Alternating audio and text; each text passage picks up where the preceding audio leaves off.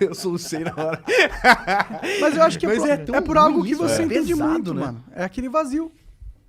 Poxa. É o vazio. É isso, cara. É o vazio. Perfeito, cara. Ó, lata vazia faz barulho. Lata cheia não faz barulho. Entende? Então, cara, se você tá cheio de Deus, você não tá brigando na internet. Você não tá xingando alguém. Você não tá perdendo tempo. Sabe, cara? Você tá pregando o evangelho, tá cuidando da tua casa, tá cuidando da tua família. Eu prezo por algumas coisas, cara. Eu prezo pela pregação que ninguém ouve, que é a minha família. Essa é a pregação que ninguém ouve, mas todo mundo vê.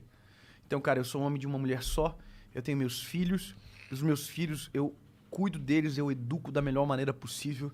Eu não faço eles sentirem que são mais importantes, porque agora o pai deles pode ser conhecido por mais gente, nada disso, cara. A vida deles é normal, todo mundo... Por quê? Porque essa é a minha principal mensagem. Então, cara, eu já tenho tanta responsabilidade pra cuidar, já tenho minha família, tenho meu ministério. Eu vou perder meu tempo, cara, ficar brigando com os outros, sabe? Cara, não vale a pena. Não vale a pena. Porque se eu faço isso, eu tiro o foco daquilo que é importante e o que é trivial toma o meu coração. Só que daí, cara, quando eu for olhar pro importante, eu já perdi tempo demais. Tem muita gente assim que perde a família, perde os filhos, perde a moral, entendeu? Perde a possibilidade de pregar e ter credibilidade. Igual você falou, uma coisa, Monark, que pra mim é muito importante isso que você disse, que é... Cara, eu vi gente que falava coisas boas, mas a vida não era. Entendeu? Tipo, o cara era mal. Ou seja, isso, cara, é o maior contrassenso do evangelho. Se eu prego o evangelho, eu tenho que viver o evangelho. Então, imagina que desconfortável seria se quando nós desligássemos os microfones ou quando a gente chegasse, eu tratasse vocês de maneira arrogante ou fosse desrespeitoso com vocês, entendeu, cara? Vocês iam ficar extremamente frustrados e tudo aquilo que a gente conversou no nesse podcast de vocês, vocês iam colocar na lata do lixo, cara. Com certeza. Entendeu? Só que aí que tá um negócio, cara. O cara que tá na internet, ele não tem a mesa, mas ele consegue jogar tudo no lixo por aquilo que ele pensa que é o correto. Entendeu? Então as pessoas que brigam na internet, que às vezes eles esquecem todos os bons frutos, focam naquilo que eles não gostam e destroem a sua imagem por conta daquilo que eles não concordam. Cara, tem uma... Mudando um pouco de assunto, tem uma... que é pesado, não gosto de falar isso também. Não, então vamos falar um bagulho mais pesado ainda agora. Caralho. Baseado no que tu estudou, do evangelho, tal, tudo isso aí. Cara, como é que funciona o inferno? Tipo, como é que eu chego lá? Tem como sair? Não. Tu quer saber isso mesmo? Não, mano. Não queira. Não. Você sabe, como é que eu me fudi e fui parar no inferno? E Qual é o caminho sem volta? E é pra sempre, tá, mano? É pra sempre. É pra sempre. É pra sempre. O evangelho, cara, ele é completo. Mas Jesus, isso é uma parada que eu não lembro quem que me falou. Teve um momento que quando Jesus estava ele foi crucificado e aí ele desceu ao inferno, libertou uma galera. Ou eu tô viajando? Não, ele tirou as chaves da mão do diabo. Tá, ele não libertou ninguém. Não tem libertação. Entendi. Não, quem tá lá, tá lá. É eterno. Nossa, isso é mó deprê, né? Mas é o evangelho completo. Porque tem gente que consegue viver o inferno já na terra, né? Mas a Bíblia diz que pro inferno é aqueles que morrem sem salvação, sem o Senhor. Sem encontrar-se com o Criador, entende? Mas, então... É um assunto bem... Assim, cara, é bem profundo e que tem muitas nuances teológicas quando se trata sobre isso e que, como a gente estava falando, pode gerar uma confusão ainda maior na internet. Mas, assim, uma coisa que você precisa saber. Existe. Entendeu? Existe. Existe o inferno e se você não entender e compreendendo o evangelho, não reconhecer aquilo, esse é o final. Então existe, mas assim... Porque o antônimo disso é o céu, né? E para a salvação, a Bíblia diz que eu preciso confessar e crer. Entendeu? Mas existem eu espero que existam algumas exceções. Por exemplo, uma criança... Existe. Uma criança da Somália... Existe. O índio. Nunca o evangelho chegou até ele. É ignorância, é o tempo de ignorância.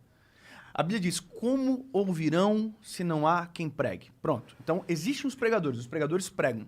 Mas no lugar onde um pregador nunca chegou, onde o evangelho nunca chegou, eles são inocentes. Entendeu? Pô, mas é muito stonks então isso aí, né? Oi? Por quê? Se eu nasci, sei lá, antes da sociedade ser inventada, eu automaticamente tô no céu. Mas agora fudeu já, né? Agora a gente já ouviu de vários caras. Só essa semana 2 vezes. Não, a gente já era, né? Agora a gente precisa fazer alguma coisa, né? É isso aí. Ô, Jean, tu se fudeu também. Tem um monte de gente fudida aí também no chat. Tá tudo abençoado, na verdade. Mano, aqui, ó. A verdade, tá tudo abençoado. De verdade. Sem brincadeira. A gente não deseja Deus porque não quer ir pro inferno. Essa compreensão, ela não pode ser aquilo que vai nortear o nosso coração e Mas a nossa move fé. muita gente. Move muita gente, mas quando você conhece Deus pela perspectiva do medo do inferno, essa fé não subsiste, cara. Vai chegar um determinado momento que a tua vida vai estar tão no inferno que você vai dizer, mano, aqui, lá ou agora, não muda nada. Entendeu? Quando eu era mais adolescente, eu vi uma história uma vez de um pregador que foi à nossa igreja e eu achei fantástico. Na verdade, eu já era jovem, inclusive o cara que falou isso pela primeira vez, hoje trabalha na nossa associação evangelística, o Mário. Até mandar um abraço para eles, o Mário, a Linor, e que são os que hoje cuidam dessa parte, né? Mas ele contou uma história, cara, que é a história dos 3 pais que receberam um convite de Deus. É uma história, né? Para apresentar os filhos a Deus. Daí o primeiro pai que recebeu o convite, e ele falou pro filho, seguinte, amanhã cedo a gente vai ter que acordar às 6 horas da manhã, porque a gente vai conhecer Deus. E outra coisa, Deus não aceita que ninguém chegue atrasado. Deus, ele... Bom, eu vou acelerar, tá? Senão fica muito longo. Concluindo, ele colocou medo no menino. Medo. Quando ele chegou no dia do encontro, que era o dia seguinte, que ele levou o filho até Deus, a história termina o pai falando assim, Deus, esse aqui é meu filho. E ele olha para trás, o filho não está. O filho está escondido atrás de uma rocha porque ficou no caminho. Porque chegou uma hora que ele sentiu tanto medo de Deus que ele falou, cara, não vale a pena conhecer. O segundo pai, ele colocou ativismo no filho. Filho, você tem que fazer isso. Se você não fazer isso, se você não escovar o dente, se você não acordar cedo, se você não sair, vai dar problema, tal. E o menino colocou muito peso. Obra. Você tem que fazer isso. Olha, entendeu? Resumindo, quando ele chegou para conhecer Deus, o menino estava tão cansado que dormiu no caminho e não conseguiu conhecê-lo. O terceiro pai apresentou Deus da perspectiva que eu acredito que é a melhor forma de apresentar Deus para alguém. É mostrando quem Deus é, mostrando o que Deus fez na cruz do Calvário através do seu Filho, mostrando o amor, a possibilidade de redenção, de salvação, de pecado, de perdão de pecados para quem se arrepende de maneira genuína. Quando você apresenta dessa maneira, aí a história, que é a forma que o pai apresentou, a Bíblia ia falar, né? A história, o pai chega até Deus e diz, Deus, aqui está o meu filho. Quando ele olha para trás, o menino não está mais na parte de trás, mas o menino já está abraçado com o Senhor. É uma história que apenas demonstra que a maneira como que somos apresentados a Deus determina como nós vamos nos relacionar com Ele, ou o que vamos fazer nesse encontro, sabe? Então, por isso que não é que eu não fale sobre o inferno porque eu acredito nele, mas porque eu não quero colocar medo. Não pode ser por medo. A Bíblia diz que o verdadeiro amor lança fora o medo.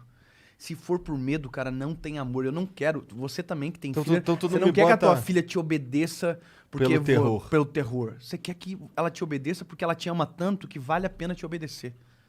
Entende? Não pode ser pelo medo. A Bíblia diz que o temor é um princípio de sabedoria. Ou seja, eu preciso saber os riscos que existem. Eu preciso saber.